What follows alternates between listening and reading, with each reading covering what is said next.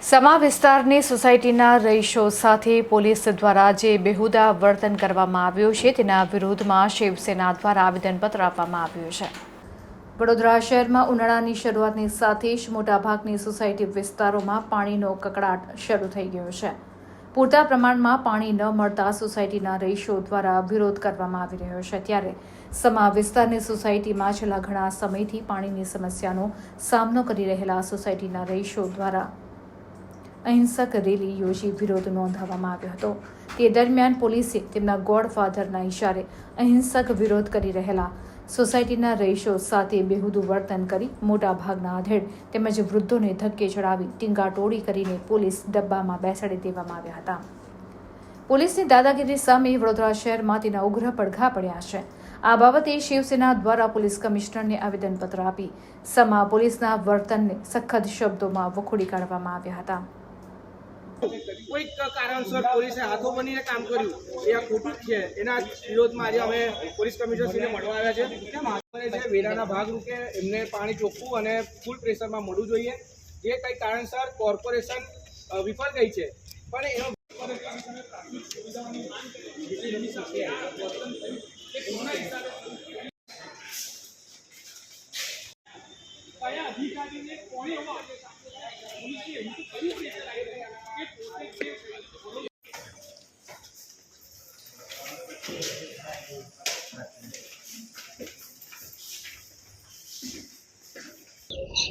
આજે શિવસેના વડોદરા શહેર તરફથી માન્ય કમિશનર સાહેબને અમે એક રજૂઆત અને અમારું આવેદન આપવા આવ્યા છે કે ગઈકાલે જે પ્રકારે સમા વિસ્તારની અંદર પાણીની બાબતે પોલીસે જે સ્થાનિક લોકો સાથે રીઢા ગુનેગાર જેવું વર્તન કર્યું એ બિલકુલ વ્યાજબી નથી।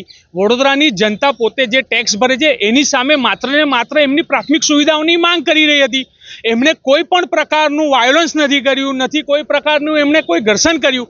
શાંતિપૂર્ણ ગાંધી ચિંધ્યા માર્ગે જે આંદોલન ચાલતું હતું તો પોલીસને એવું તો કયું પ્રેશર આવ્યું કે એના કારણે પોલીસે મહિલાઓ અને ઉંમરલાયક વ્યક્તિઓ સાથે આ પ્રમાણેનું વર્તન કરવું પડ્યું। એ કોઈ બુટલેગરો નથી કે નથી કોઈ મોટા 2 નંબરના ધંધા કરનારા।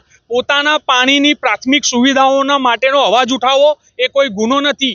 કાલે પોલીસના અધિકારી શ્રી દ્વારા એવું કહેવામાં આવ્યું કે થાળી વગાડીને રોડ પર આવવાની તૈયારી હતી। તો મારો સ્પષ્ટ પ્રશ્ન એવો છે પોલીસ પ્રશાસનને કે જ્યારે કોરોના હતો ત્યારે પણ થાળી વાડકી બધું વાગ્યું હતું, ત્યારે શું હતું? નિયમ નહોતો। જો રહી વાત રોડ પર આવવાની તો પોતાની પ્રાથમિક જરૂરિયાત માટે જો કોઈ વ્યક્તિ રોડ પર આવતું હોય તો એ કોઈ ગુનેગાર નથી હોતો।